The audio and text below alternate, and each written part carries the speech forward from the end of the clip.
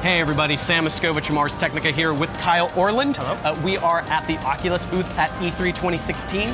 We just got to try out 2 games for the Oculus Touch hand controllers that we have not yet seen. That's right, 2 of the 30 that they're going to be launching with this fall, supposedly. The first one was a narrative game from Austin's Twisted Pixel, who had made a bunch of Kinect games before. It seems like kind of a natural transition to use a hand controller and motion to sense. But this was not the usual Twisted Pixel No, game. it was not. This game is called Wilson's Heart. This is a psychological kind of thriller, some dark comedy. Yeah. Tell me what you thought of it, sort of the setup and what you thought. I liked it. It was the first very striking thing is it's all black and white, which is not the usual thing that you see in virtual reality. Usually you're used to, they want hyper-realism or at least something very stylized. This was like something out of an old movie, like a 1930s movie, but it was very crisp and clean. Maybe because of the contrast between black and white, but I felt like you really couldn't see the pixels in a way that you can with a lot of VR games. Right, that screen door effect. Yeah, that's not there at all. This was like being in a very crisp film.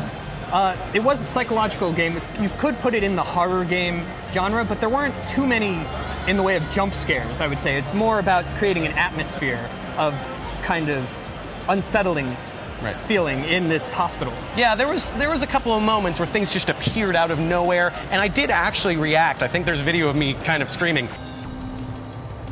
Hey, buddy! I liked that feeling of puzzling. I liked the feeling of teleporting. I thought that it was a good handling of how to move around in a big world, use your hands, solve some things, interact with the world. Yeah. That little bit of push into why it should be VR as opposed to use with a controller. Yeah. And talking to the guys, it sounded like the lessons they learned from Kinect did to some extent move forward. But this is an idea they said that Twisted Pixel had been mulling on. They do a lot of silly games. This is a lot darker, but this has been in their wheelhouse for a while. It was pretty good. One moment I really want to point out is the moment with the temples. I don't know if you saw this, but there's a moment you're looking in the mirror in the bathroom and you see these kind of electrodes in your temples, like you've been turned into some sort of Frankenstein's monster, and you have to grab them and pull them out, and you can actually see in your avatar in the mirror it kind of stretching.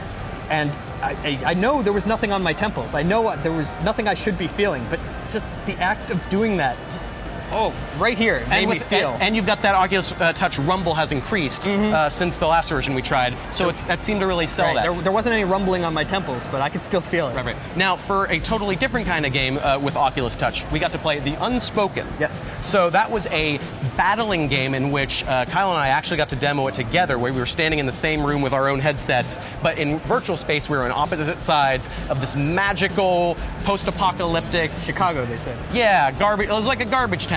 Like modern mages. Yeah, and we got to use shields, swords, and spells using our hands to wave and throw stuff around.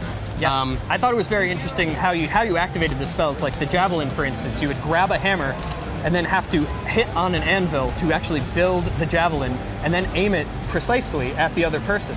So it's kind of an interesting way, instead of like just drawing a rune in midair or something, they gained a little physicality to it. Right, and there was the ability to create spells by using different hand gestures. There was a hammer, there was a paper airplane. Building a paper airplane that turned into a real jet fighter. There was a shield, and they all had sort of specific gestures to create these things. Also, you could warp around to kind of get flanking position. Right, there was a bunch of little towers, so instead of walking around or running around in real space, you would warp around to different pillars, and there were different sort of shields that would automatically generate based on which pillar popped up. I thought that was a really clever way to get movement and activity in a dueling shooting game. Yes, a lot of games right now, when they're doing that, they actually want you to duck and get out of the way. In virtual reality, yeah. Yes, exactly. But this was more positional. You didn't have to actually move your body so much as figure out, okay, where am I going to go next to throw him off? Yeah. I know Sam would like disappear at one point.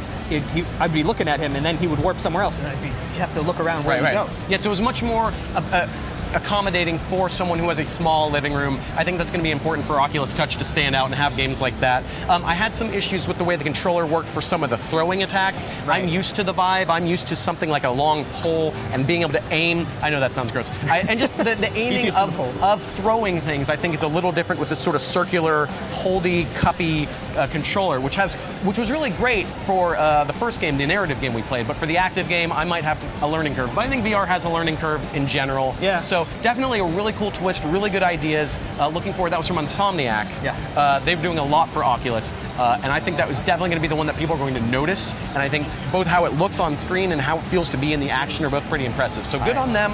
There's a lot more Oculus Touch stuff coming, but those were the two highlights that we got to try out today. First day of the E3 show floor. We're going to go play a lot more virtual reality, a lot more games, Oculus, HTC Vive, and all of it. So thanks for watching. Thanks. I've been defeated. Yeah. Yeah, I didn't quite understand what the green thing was doing. That was so fun. That was amazing. Sam went down real hard.